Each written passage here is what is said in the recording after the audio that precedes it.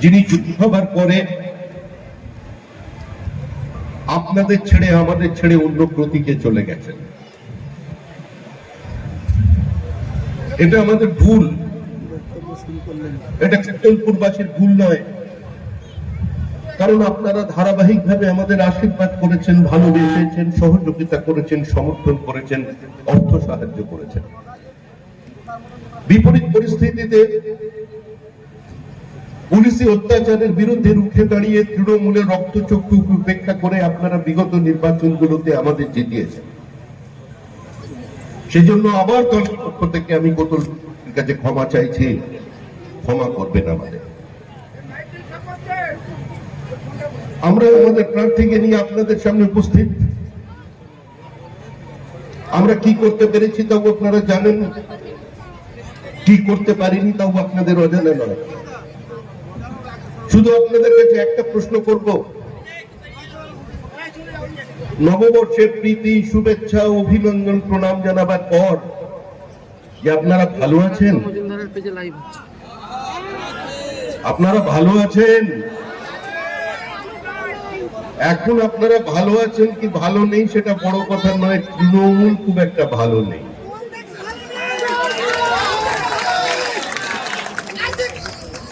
তৃণমূলের মন ভালো নেই। তৃণমূলের নেত্রী মমতা বন্দ্যোপাধ্যায় দিকে দিকে গিয়ে কখনো মাছের কথা বলছেন, কখনো বিষের কথা বলছেন, কখনো বলছেন নরেন্দ্র মোদীকে ভারতবর্ষের গদিচ্যুত করে দেবেন। বিষ্ণুপুরের মানুষ, বাঁকুড়ার মানুষ তৃণমূল কংগ্রেসকে প্রত্যাখ্যান করেছে। দেখুন, তৃণমূলের নেই, তৃণমূল চলে গেছে। যেটা দেখছেন তৃণমূলের একটা শরীর পড়ে আছে, জীবন্ত জীবাশ্ম, ওটাও চলে যাবে, ওরও বিসর্জন হবে। দার্জিলিং এ তৃণমূল নেই, আলিপুরদুয়ারে তৃণমূল নেই, কুচবিহারে তৃণমূল নেই, জলপাইগুড়িতে তৃণমূল নেই, মালদায় তৃণমূল নেই, উত্তরবঙ্গ তৃণমূল শূন্য। তৃণমূল এখন ঝাঁপিয়ে পড়েছে দক্ষিণবঙ্গের দিকে। ঝাড়গ্রামের মানুষ কিছুটা পিছিয়ে ছিলেন প্রথম দিকে, বিভাজনের রাজনীতি শুরু হয়ে গেছিল, লড়াই বাঁধিয়ে দিয়েছিল কুর্মীদের মধ্যে, আদিবাসীদের মধ্যে। তারা এখন বলছেন সংঘর্ষ নয়, সংঘাত নয়, আমরা নরেন্দ্র মোদীকে চাই, আমরা ডাবল ইঞ্জিন সরকার চাই, আমরা তৃণমূলকে উৎখাত করতে। সেই একইভাবে বিষ্ণুপুরের মানুষ এগিয়ে এসেছে। মা শারদার মাটি, এই পবিত্র ভূমিতে দাঁড়িয়ে আজকে আমাদের শপথ নিতে হবে যে তৃণমূল নামক অভিশাপ থেকে বিষ্ণুপুরকে মুক্ত করতে হবে, কোতলপুরকে মুক্ত করতে হবে। আমি আবার ক্ষমা চেয়ে বলছি, আমরা আমাদের ভুল সূত্রে নিয়ে এখানে যাকে প্রার্থী করে দিয়েছি তার বুকে লেখা আছে নট ফর সেল, বিক্রি হবে না, দল পরিবর্তন করবে। আপনারা 10,000 ভোটে জিতিয়েছিলেন। আমি বিশ্বাস করি কোতলপুর থেকে লক্ষ্মীকান্ত 25,000 ভোটের মার্জিন পেরিয়ে যাবে। এই নির্বাচন আমরা কোতলপুরে দাঁড়িয়ে জেতা হারার লড়াইয়ের নির্বাচন করছি না, আমাদের নির্বাচন মার্জিন বাড়ানোর নির্বাচন। কারণ পশ্চিমবঙ্গবাসী তৃণমূল কংগ্রেসকে না বলে দিয়েছেন, না, তৃণমূল মানে না। এখন মানুষকে ছেড়ে দেবতাকে ধরেছেন মমতা দেবী। কালীঘাটের মা কালী অনেকদিন আগেই মমতা দেবীর ফাইল ছেড়ে দিয়েছেন, বলছেন আমি আর পারছি না, আমি কত সহ্য করব। তোমরা মুসলমানের জন্য চোখের জলে বুক ভাসিয়ে দিচ্ছ, আর মুসলমান বাড়ির ওই কচি বউটাকে, অল্প বয়সী বউটাকে আর বাচ্চাগুলোকে জীবন্ত পুড়িয়ে মেরে দিলে। আর তোমাদের পুলিশ 300 মিটার দূরে বসে কফি খেলো। এই অন্যায় আমি মানতে পারিনি। তারপরে আরজি করার ঘটনা আমার চোখ খুলে দিয়েছে। দয়া করে আমায় মুক্তি দাও, দয়া করে আমায় মুক্তি দাও। পশ্চিমবঙ্গের শিক্ষিত তরুণ তরুণীদের কাছে, নিম্ন মধ্যবিত্ত মধ্যবিত্ত মানুষের কাছে শিক্ষকের চাকরি একটা জীবনে প্রতিষ্ঠিত হওয়ার চাকরি। আমাদের কাছে আমাদের মাস্টার মশাই পরম শ্রদ্ধেয়। মানুষ কলেজের অধ্যাপককে বলে যান, বিশ্ববিদ্যালয়ের অধ্যাপককে বলে যান, কিন্তু primary, upper primary, higher secondary যিনি মাস্টার মশাই থাকেন, কোন ছাত্রটাকে জীবনে কোনোদিন বলতে পারে। ক্লাস টিচারকে কোন ছাত্র কোনোদিন বলেনি। আজকে সেই এসএসসি 40,000 চাকরি বিক্রি করে দিল মমতা বন্দ্যোপাধ্যায়ের দল। আজকে কোতলপুরের মানুষ, বিষ্ণুপুর জেলার মানুষ, বাঁকুড়ার মানুষ, মেদিনীপুরের মানুষ, পুরুলিয়ার মানুষ, ঝাড়খণ্ড গ্রামের মানুষ, পাহাড় থেকে সাগর পর্যন্ত তৃণমূল কংগ্রেসের এই দুর্নীতি দেখলো। 26,000 মানুষের চাকরি চলে গেল, আত্মহত্যা বাড়লো।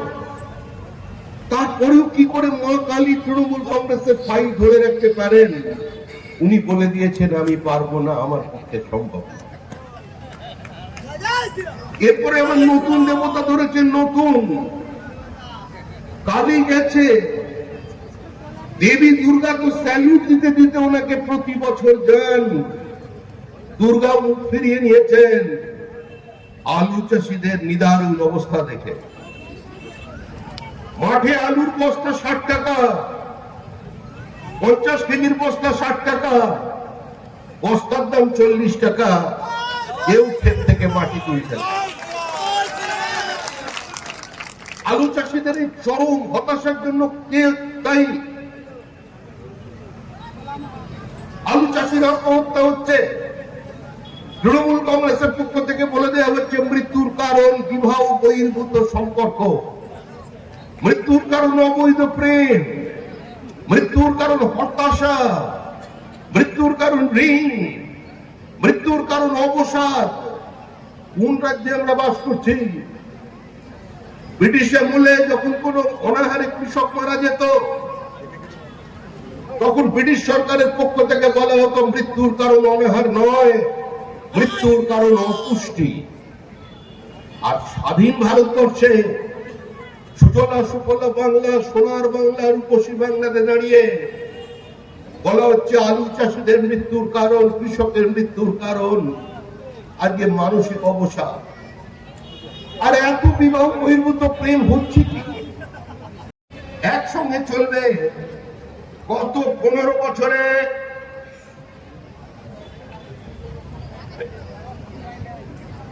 গত 15 বছরে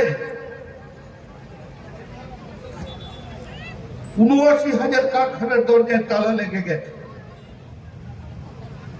৬,৩০০ বেশি কোম্পানি তাদের হেড অফিস পশ্চিমবঙ্গ কলকাতা থেকে সরিয়ে অন্য জায়গায় নিয়ে চলে গেছে। ১,০১৬টা কোম্পানি লিকুইডেশন। রাজ্যের নতুন কোনো বিনিয়োগ নেই, রাজ্যের নতুন কোনো শিল্প নেই। মুখ্যমন্ত্রীর পাশে দাঁড়িয়ে যারা বলেন যে এত ভালো শিল্প বান্ধব পরিস্থিতি আগে কোনোদিন তৈরি হয়নি, তাদের 10 বছরের ব্যালেন্স শিট দেখুন। তারা বিনিয়োগ করছেন উড়িষ্যায়, উত্তরপ্রদেশে। হবে এর থেকে পশ্চিমবঙ্গবাসীকে মুক্তি দিতে হবে। আর সেই জন্য প্রধানমন্ত্রী বলেছেন পাল্টানো দরকার, চাই বিজেপি সরকার।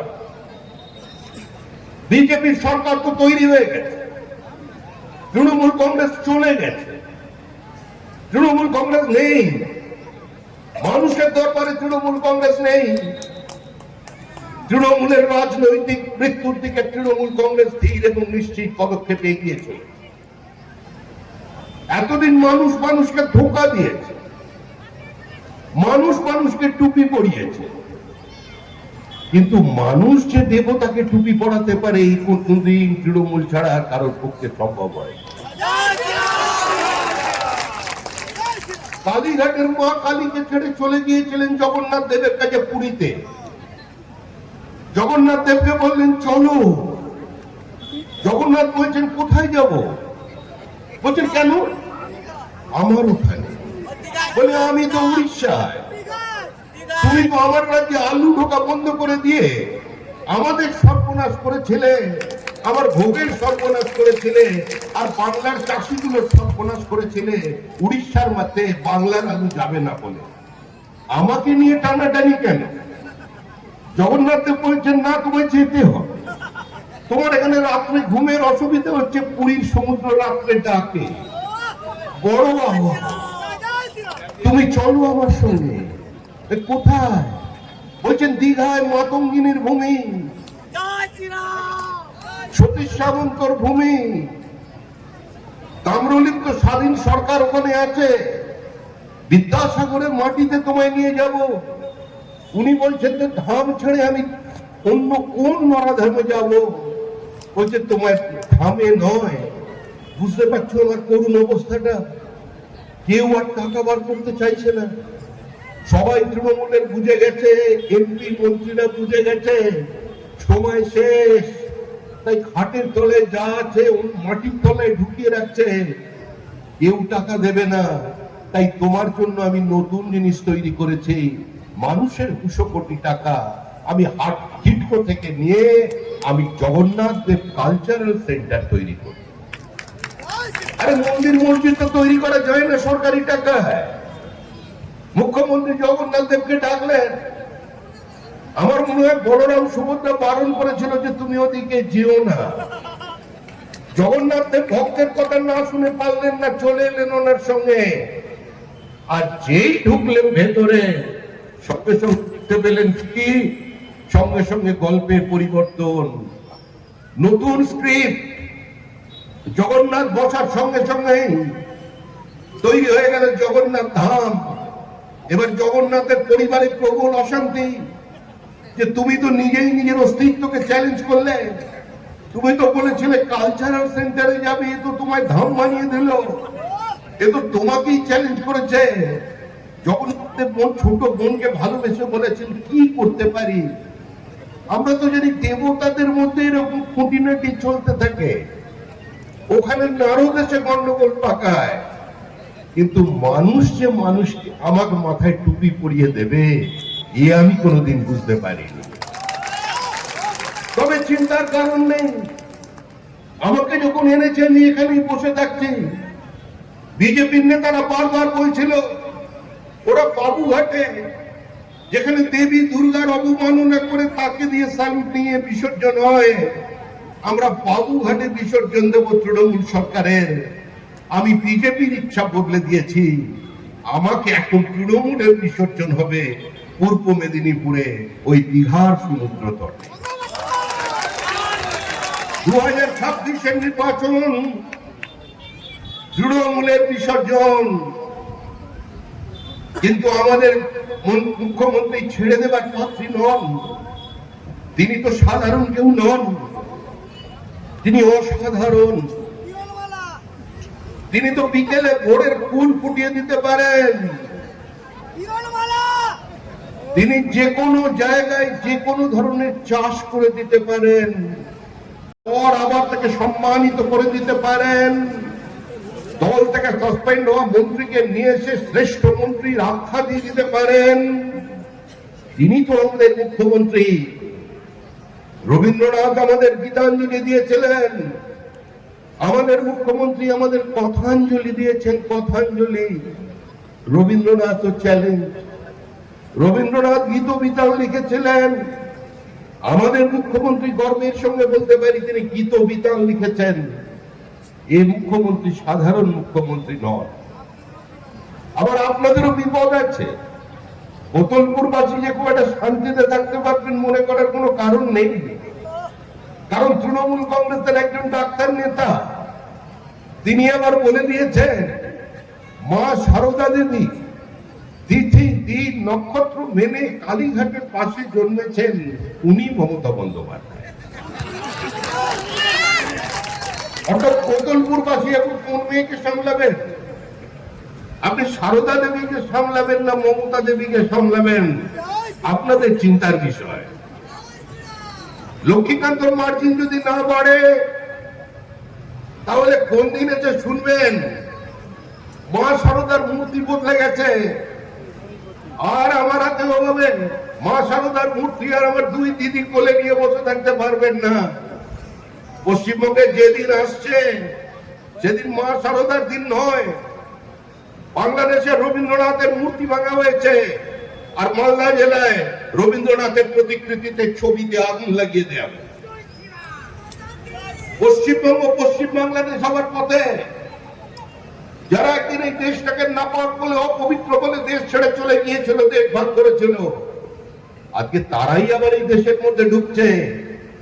ভোটার লিস্ট দেখছেন না? ভোটার লিস্ট, এই ভোটার লিস্ট আপনি কোথাও জায়গায় পাবেন? 12টা রাজ্যে এসআইআর হলো। বিজেপি শাসিত কেরল, তামিলনাড়ু, কোথাও কোনো ঝঞ্ঝট নেই, আগুন নেই, বিএলওর উপরে চাপ সৃষ্টি করা নেই, পথ অবরোধ নেই, রাস্তা বন্ধ নেই, হাইওয়ের উপরে রান্না করা নেই, বোমা নেই, বিএলওর স্বামীকে গুলি চালানো নেই, কোথাও কালো কোট পরে মুখ্যমন্ত্রী সুপ্রিম কোর্টে যাওয়া নেই। কিন্তু আমাদের রাজ্যে আছে, কারণ এগিয়ে বাংলা। দেখুন আমরা এগিয়ে আছি। আপনারা মনে করবেন না আমরা পিছিয়ে পড়েছি। মহাভারতে একজন ধৃতরাষ্ট্র ছিল, একজন। এখন পশ্চিমবঙ্গের ভোটার লিস্টে 11 জন ধৃতরাষ্ট্রের সন্ধান পাওয়া গেছে। আমি প্রথমে জানতাম 7। আমার এক ভাই আমাকে সংশোধন করে দিয়ে বললেন, দাদা 7 নয় 17, 11। 11টা ছেলের জন্ম দিয়ে 100 করে ছেলের জন্ম দিয়েছে। ভাবতে পারেন 2-3 মাসের মধ্যেই প্রোডাকশন।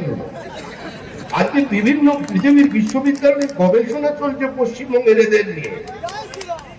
আপনারা ছোটবেলায় যাদের একটু বয়স হয়েছে, মানে আমার থেকেও কম বয়স যাদের, তারাও ছোটবেলায় শুনেছেন দাদু খায় নাতি খায়, বিস্কিটের অ্যাড। আমাদের ভোটার লিস্টে দাদুও খাচ্ছে, নাতিও খাচ্ছে।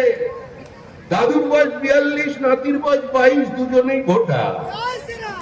মানে 22 বছরের নাতি তৈরি করে দিয়েছেন 42 বছরের দাদু। বাবার ছেলের বয়সের পার্থক্য কত জানেন? 10।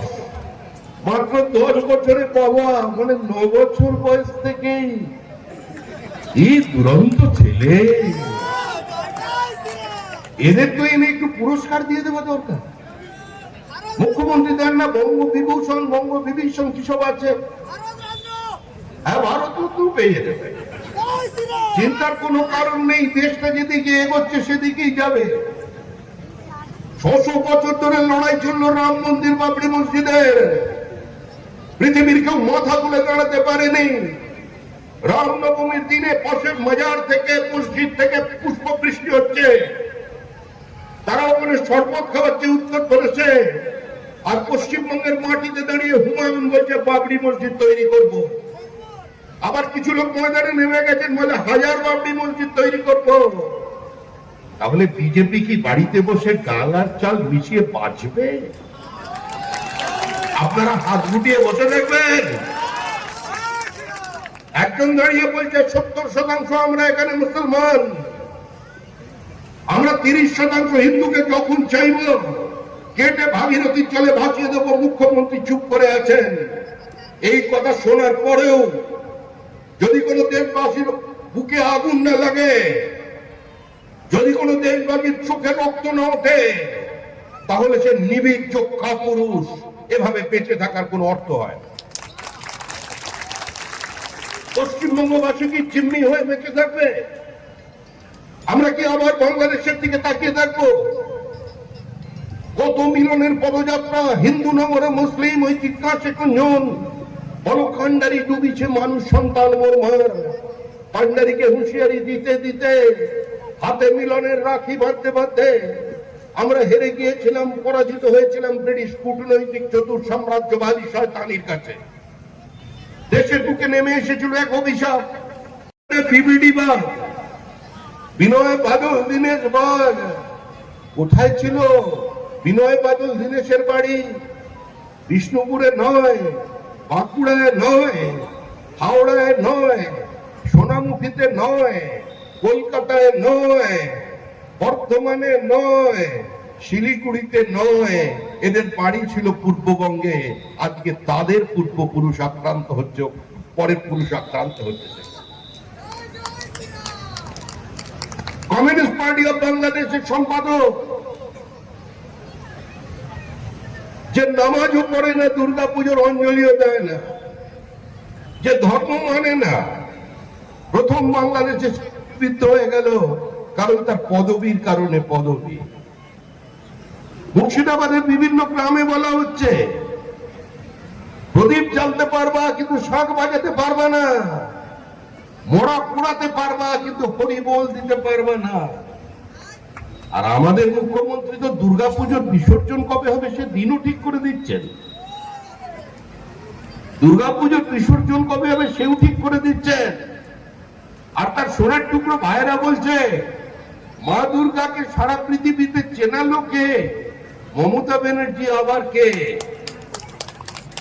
আমি শুনেছি কৈলাস পর্বত থেকে নাকি দেবাদিদেব মহাদেব চিঠি দিয়ে স্পিড পোস্টে পাঠিয়েছিলেন চিঠি, কৃতজ্ঞতা স্বীকার করে যে আমার বউকে তুমি যে সম্মান দিলে আর কোনোদিন কেউ দিতে পারে। আজকে বিসর্জনের দিন পরিবর্তন করছে মহরমের জন্য। কালকে বলবেন যে ফ্যামিলি প্ল্যানিং করতে হবে আপনাকে, ওই 4টে ছেলে মেয়ে নিয়ে চলে আসা যাবে না। একবার এক ছেলে এক মেয়েকে নিয়ে আসবেন, পরের বার আরেক ছেলে আরেক মেয়েকে নিয়ে আসবেন, এটাও উনি করে দিতে পারেন। উনি তো নতুন পঞ্জিকা তৈরি করে দিয়েছেন বাংলায়, উনি নতুন পঞ্জিকা পর্যন্ত সৃষ্টি করেছেন। আজকে কতদিন এই রাজনীতি চলবে? রাজ্যে বড় কোনো বিনিয়োগ নেই, ভারী শিল্পের দেখা নেই। আপনাদের এই অঞ্চলে ম্যাঙ্গানিজ ওরের সন্ধান পাওয়া গেছে, ম্যাঙ্গানিজের আকরকের সন্ধান পাওয়া গেছে, রাজ্য সরকার সহযোগিতা করে সেটা তুলছে না। মনে করে দেখুন, এই যে পরিযায়ী শ্রমিক বাইরে কাজ করতে যাচ্ছেন, তারা যদি গিয়ে অসুস্থ হন, আপনাদের স্বাস্থ্য সাথী কার্ড কাজে লাগবে না। আয়ুষ্মান ভারত সারা ভারতবর্ষের যেখানে চাইবেন 5 লক্ষ টাকার কার্ড নিয়ে আপনি ঢুকে পড়তে পারবেন। আজকে পরিযায়ী শ্রমিকরা সে সুযোগ পাচ্ছে। সারা ভারতবর্ষে যত লোক বেড়াতে যান, সারা ভারতবর্ষে যত লোক বেড়াতে যান, তার মধ্যে 60% বেশি বাঙালি। আজকে সেই বাঙালিরা যদি বাইরে বেড়াতে গিয়ে অসুস্থ হন, আয়ুষ্মান ভারতের কার্ড নিয়ে তিনি কোনো জায়গায় চিকিৎসা পেতে পারেন, কিন্তু পাচ্ছেন না।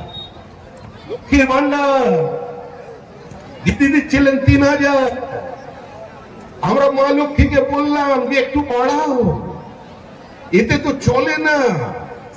মা লক্ষ্মী বলছেন আমি তো লক্ষ্মী ছাড়া রাজ্যে আছি, এখানে এত কম গুলি বারুদ আমি কি করব? আমরা শেষ পর্যন্ত তার মাকে ধরেছি অন্নপূর্ণার আঁচল, মাসে 3000, 1 তারিখ থেকে 5 তারিখের মধ্যে প্রত্যেকের বাড়ি পৌঁছে যায়। শিক্ষিত বেকার যুবক, তৃণমূল কংগ্রেসের জন্য চাকরির বয়স পেরিয়ে গেছে, আজকে সেখানে তাদের জন্য 5 বছরের রিল্যাক্সেশন আমাদের নতুন সরকার তৈরি করে দেবে। অনার্স গ্রাজুয়েট কলেজ থেকে বেরোনোর পর কত টাকা পাবেন? দৈনিক 50 টাকা, মাসে 1500। এতে চলে না, চলতে পারে না।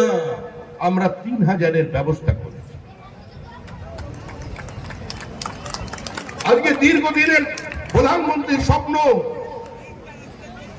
তারকেশ্বর থেকে বিষ্ণুপুরের লাইন আজকে ওই ভবা দিঘিতে আটকে আছে। আজকে পর্যন্ত জমির জট খুলতে পারলো না। 43টা রেলের প্রজেক্ট আটকে দিয়েছে পশ্চিমবঙ্গের সরকার, কারণ জমি নেই। রাজ্য সরকারের কোনো সহযোগিতা নেই।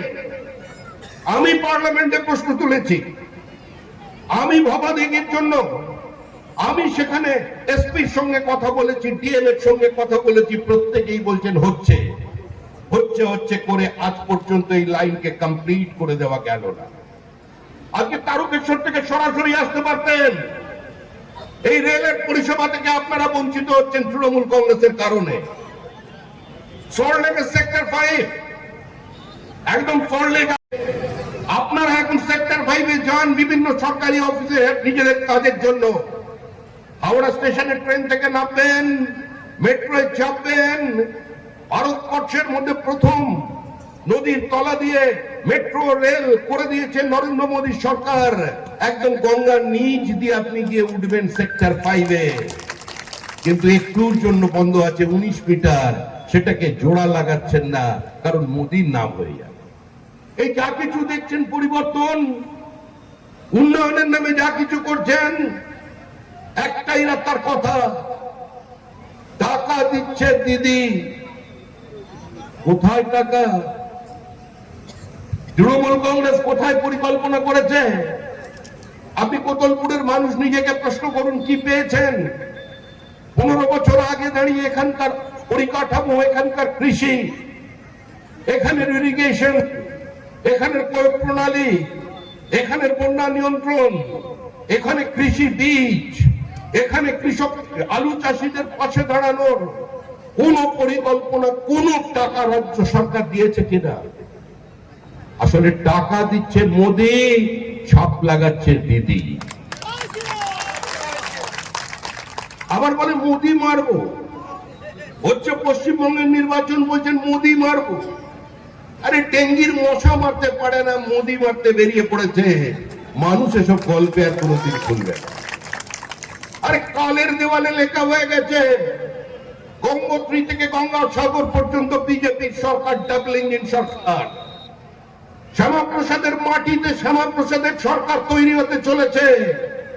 আর সেই সরকারের মধ্যে আপনাদের কোতলপুরের প্রতিনিধি থাকবে, এটাই আমরা আশা করি।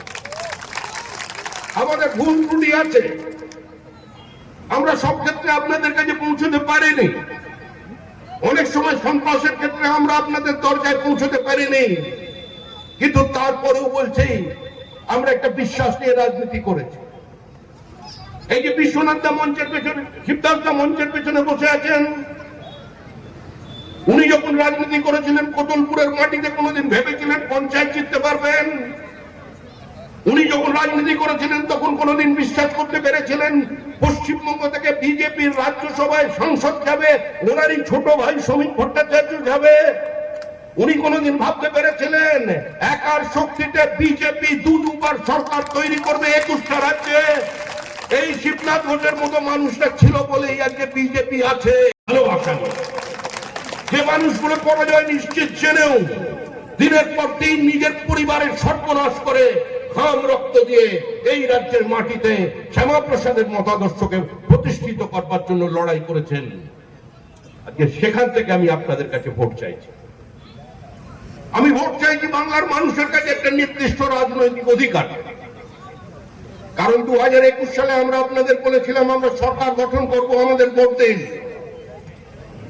পশ্চিমবঙ্গের মানুষ আমাদের বিরোধী দলের আসনে বসিয়ে দিয়েছিল, কিন্তু তার সঙ্গে সঙ্গে একটা কাজ করেছে, শতাব্দী প্রাচীন সিপিএম এবং কংগ্রেসকে বিধানসভায় শূন্য করে দিয়েছে।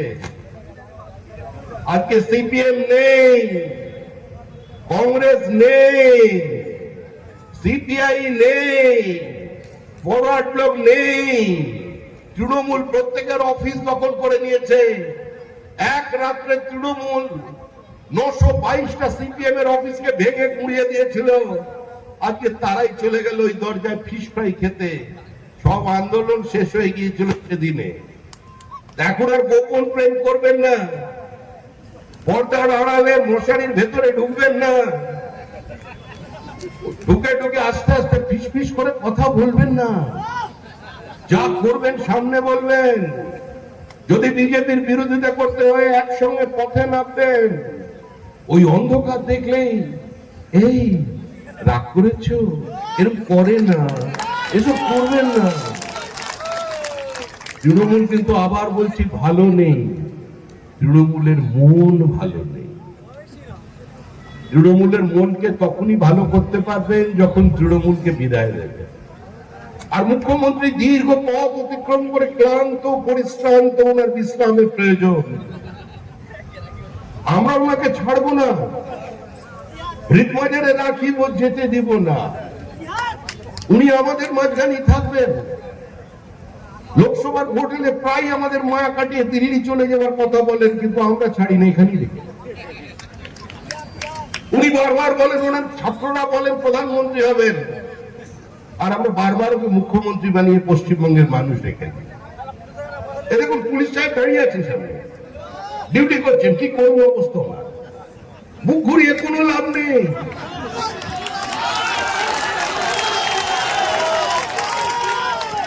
কেউ পুলিশকে আক্রমণ করবেন না, পুলিশের অবস্থা আপনাদের থেকেও করুন। দীর্ঘদিনের ডিএ, এক একজন অফিসার 40,000 টাকা করে কম মাইনে পাচ্ছেন, কনস্টেবলরা অন্তত 15, ঠিক বলছি তো, অন্তত 15 থেকে 20। এদের করুণ অবস্থা, 18 ঘন্টা 19 ঘন্টা ডিউটি করতে হচ্ছে, মহিলা পুলিশদের নিয়ে চলে যাচ্ছে, শৌচাগারের ব্যবস্থা নেই। আমি আসানসোলে মিটিং করতে গেছি, একজন পুলিশের এসআই আমাকে ডেকে বলছে, দাদা একটু দয়া করুন। আমি কি বলছি, এবার তো বলি দিন। আমি কেন? বলছে 63 জন এসছি, একটা টয়লেট আর স্নান করার একটা কল, 63 জন ডিউটি করছি, আর পারছি না। নরেন্দ্র মোদীর গ্যারেন্টি পুরো করার গ্যারেন্টি, পুলিশ থেকে শুরু করে পেনশন ভোগী, সরকারি কর্মচারী থেকে শুরু করে স্কুলের শিক্ষক, যাদের ডিএ বাকি আছে 45 দিনের মধ্যে সেভেন্থ পে কমিশন চালু করে দেবে। দিন ঘুরছে, দিন বদলাচ্ছে। আর যারা এখনো আমাদের কর্মীদের বিরক্ত করে চলেছেন পুলিশকে সঙ্গে নিয়ে, মনে রাখবেন তাদের নাম আমাদের জানা, বাড়ির ঠিকানা জানা, পরিবারের সমস্ত কিছু আমরা কিন্তু একদম পঞ্জীকরণ করে রেখে দিয়েছি। বেশি ভালোবাসতে যাবেন না, ভালোবাসা একটু কমান, কারণ চলে যাচ্ছে সরকার, চলে গেছে। 4 তারিখের পরে আর কেউ দেখতে পাবেন না তৃণমূল কংগ্রেসকে। দল থাকবে কিনা সেটা নিয়ে চিন্তা করছেন মুখ্যমন্ত্রী। আর আমাদের যিনি মুখ্যমন্ত্রী আছেন, আমাদের মুখ্যমন্ত্রী তো আকাশ থেকে প্যারাটুপার করে নেমে পলিটিশিয়ান হন। আমাদের মুখ্যমন্ত্রী সোনার নিয়ে জন্মে মুখ্যমন্ত্রী হননি, বিরাট কংগ্রেসী নেতার পরিবারে জন্মগ্রহণ করে তিনি মুখ্যমন্ত্রী হননি। আমাদের মুখ্যমন্ত্রী মাটি চেনেন, মাটির গন্ধ জানেন। আমাদের মুখ্যমন্ত্রী সংঘর্ষ করেছেন, আমাদের মুখ্যমন্ত্রী বিপরীত পরিস্থিতিতে দাঁড়িয়ে আন্দোলন করেছেন। তাই তিনি বলছেন, আমার তৃণমূল না থাকলে আমি বাঁচব না। কারণ তিনি জানেন শুধু সরকার নয়, তৃণমূল নামক দলটাও থাকবে না। আজকে এই পরিস্থিতিতে বাংলার মানুষ দাঁড়িয়েছেন। আমরা যেভাবে পিছিয়ে পড়েছি, এর আগে ভারী শিল্প ছাড়া আমাদের কোনো ভবিষ্যৎ নেই। বর্গা চাষীদের সঙ্গে নিয়ে এখানে কোঅপারেটিভ মুভমেন্ট চালু করতে হবে।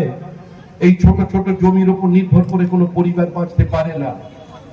শিক্ষকের চাকরির যাদের মেধা আছে তারা যাতে প্রতারিত না হন, পাতাল থেকে হলেও ওএমআরশিপকে খুঁজে বার করে এনে আজকে নিয়োগ করতে হবে। যে 5 লক্ষ সরকারি পদকে মুখ্যমন্ত্রী ধ্বংস করেছেন, আগামী 3 মাসের মধ্যে সেই পদকে আমরা পুনর্বহাল করব। ওই 3000 নয়, 75 লক্ষ মহিলাকে লাখপতি দিদি, শুধু পশ্চিমবঙ্গে নয়, আপনারা মধ্যপ্রদেশে যান, উত্তরপ্রদেশে যান, হরিয়ানায় যান, ছত্তিশগড়ে যান, রাজস্থানে যান, দিল্লিতে যান, ভারতবর্ষের 21টা রাজ্যে যান, লাখপতি দিদির প্রজেক্ট চলছে। আপনাদের মধ্যে যারা ছোট ছোট কাঠের মিস্ত্রির কাজ করেন, যারা ইলেকট্রিশিয়ান ইলেকট্রিকের তারটা নিয়ে নাড়ানাড়ি করেন তারা, যারা জুতো সেলাই করেন তারা, যারা কাঠের কাজ করেন তারা, যারা মোটরসাইকেলের বিভিন্ন পার্ট সারান তারা, তাদের জন্য প্রধানমন্ত্রী ব্যবস্থা করেছিলেন পিএম বিশ্বকর্মা যোজনা, যেটাকে এরা বাস্তবায়িত হতে দেয়। কৃষক সম্মান নিধি দীর্ঘদিন ধরে বন্ধ করেছিল। আজকে নরেন্দ্র মোদী প্রমাণ করেছেন বামপন্থীরা নয়।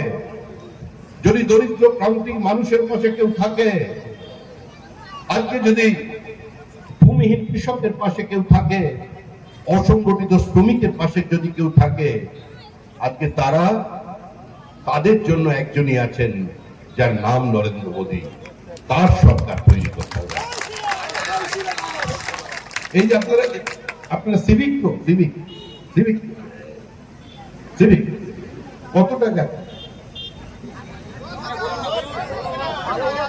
করে নয়। এতদিন দেখুন পুলিশের কাজ করা ছেলে দিয়ে দাঁড় করিয়ে রেখেছে 10,000 টাকা মাইনে, এখন 9,000 ছিল, এখন বেড়েছে। ভোটের 10 তুলছে অধিকাংশ জায়গায় সিভিক ভলেন্টিয়ারদের দিয়ে যে বাচ্চা বাচ্চা মেয়েগুলো আছে তাদের চাকরি দিয়েছে, অসহায় কিছু বলতে পারে না, তাদের 10 রেখে দিয়েছে। আর কিছু তৃণমূলী ক্যাডারকে ঢুকে দিয়েছে যারা সিভিকের লাঠি নিয়ে বিভিন্ন জায়গায় পুলিশের মতো করে পয়সা দিতে শুরু। আমাকে একজন পুলিশ অফিসার বলছে আমি কি করব সন্দেশখালীতে, বলছেন আমি কি করব, শহীদবাবু দয়া করে আমায় আক্রমণ করবেন না, আমার এই চেহারা দেখে কি মনে হয় আমি আপনাকে আক্রমণ করতে পারি? বলছেন না আপনি করেন না, কিন্তু আপনি আমার সম্পর্কে বললেন মাইকে, আমার অবস্থাটা বুঝুন। বলছেন আমার কাছে একটা সার্ভিস রিভলভার আছে পুরনো আমলে, টোটাল বুলেটের সংখ্যা 6টা ঢোকানো আছে, 2টো ড্রয়ারে রাখা, আর 10টা 60-এর দশকের রাইফেল আছে, 5টা কাজ করে 5টা কাজ করে না। আর আমার এলাকায় যারা সিভিক ভলেন্টিয়ার আছে তারা মালঞ্চ এলাকায় পিস্তল তৈরি হয়, তারা কোমরে পিস্তল নিয়ে ঘুরছে 9mm এর মতো। ওরা আমার কথা শোনে না, মন্ত্রীর কথা শোনে। আমি কি করব? আপনি তাহলে কি করবেন? বলেন আমার কোনো পথ নেই, মেয়েটা পড়াশোনায় ভালো, ডাক্তারিতে চান্স পেয়েছে, সরকারি কলেজে পড়ছে এনআরএসে, ছেলেকে ক্যাপিটেশন নিয়ে ভর্তি করিয়েছি, প্রচুর খরচা। কোথায়? ওই যে ভুবনেশ্বরে। আবার একটা ফ্ল্যাট কিনে নিয়েছি, কোথায়? বলে দূরে স্যার, সোনারপুরে কিস্তি দিতে হয়, না হলে এই চাকরি ছাড়তাম। এই চাকরি করার কোন ইচ্ছা নেই, কারণ আগে পুলিশকে দেখলে চোর ডাকাত ভয় পালিয়ে যেত, এখন চোর ডাকাতকে দেখলে পুলিশ টেবিলের নিচে ঢুকে পড়েছে। এটাই হচ্ছে তৃণমূলের কাজ। এই সরকারের বাইরে আপনাদের বেরিয়ে আসতে হবে। খালি মনে রাখবেন তৃণমূল নেই আর এবারে যা ভোট হবে না, এ ভোট আগে কোনোদিন দেখেননি। এতদিন পর্যন্ত কি হতো? এতদিন পর্যন্ত বুথের ভেতরে দুপুর 2টোর পর ময়দা, মানে রুটি মাখার ময়দা কিছুটা এনে ক্যামেরার উপর লেপে দেওয়া হতো, অর্থাৎ ক্যামেরা বন্ধ। আর এবারের ভোটে ভেতরে ক্যামেরা চালু, শুধু চালু নয়, ওই লক্ষ্মীকান্তর পকেটে ওই ক্যামেরা থাকবে, ওই ক্যামেরার ইউআরএল থাকবে, মানে ওখান দিয়ে দেখতে পাবে কোন বুথে কি হচ্ছে। কত বর্তমান 281টা বুথের একদম পুরো হিসাব নিকাশ। মনে করবে 171 টিপে দেবে, ছবি ভেসে উঠবে, 63 টিপবে, ছবি ভাসবে। কেউ বাড়াবাড়ি করতে পারবেন না। আর খুব বেশি বাড়াবাড়ি করলে বিজেপি আপনাদের ভাষায় কথা বলতে জানে। এখন গ্রামগঞ্জে শুরু হয়ে গেছে তৃণমূলের ভাষায় তৃণমূলকে জবাব দেয়, কিন্তু আমি ওই পথের লোক নই। খুব বেশি কথা বললে, মানুষকে ভয় দেখালে সিআইএসএফ কিন্তু আদর করে দিতে পারে, খুব আদর করবে, কখনো আমাদের কিছু বলবেন না।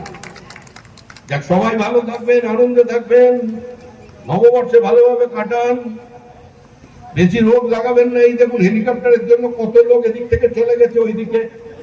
এবার লু লেগে গন্ডগোল হবে, শরীরটাকে ঠিক রাখতে হবে, একদম ঠিক থাকবে। কারণ দেখুন প্রথমে 4-এর ভোট, এরপরে বুথে বসা, তারপরে অনেক সমস্যা, 4 দিন পরে গণনা। গণনায় প্রত্যেকটা লোক আবির খেলবে, মাংস রান্না হবে, তারপরে বিজয় মিছিল বেরোবে। অনেক কাজ বাকি, অনেক কাজ বাকি। বোতলপুরের মানুষ একদম দেখবেন লক্ষ্মীকান্তের মাথায় চুলো বজিয়ে দিতে পারে, কেউ আটকাতে পারবে না। একদম আপনাদের কাছে বলছি, আমাদের প্রার্থী সরাসরি সাধারণ একদম মানুষ। আপনি দেখেন তৃণমূলের একজন প্রার্থী পথ চুলো পরে ঘুরছে, এখন বেশি খরচাও নয়, 8-9 হাজার হলেই মাথায় চুল বসিয়ে নেওয়া যাচ্ছে, আটা দিয়ে 10 দিন অন্তর নাকি পরিষ্কার করে। ওইসব করে দাঁড়ায়নি, ও যা তাই আপনার কাছে সামনে এসে দাঁড়িয়ে। কারণ আমরা দেখি হাই ফাই গতবারের যেটা হয়েছিল, গতবারে আপনারা ভোট দিয়ে জেতালেন, চলে গেল অন্য জায়গায়। তো তার জন্য তো আমি ক্ষমা চাইছি, আবার আপনাদের কাছে ক্ষমা চেয়ে, বোতলপুরবাসীর কাছে ক্ষমা চেয়ে, লক্ষ্মীকান্ত মজুমদার জন্য আশীর্বাদ চেয়ে আমার বক্তব্য শেষ করছি। ধন্যবাদ।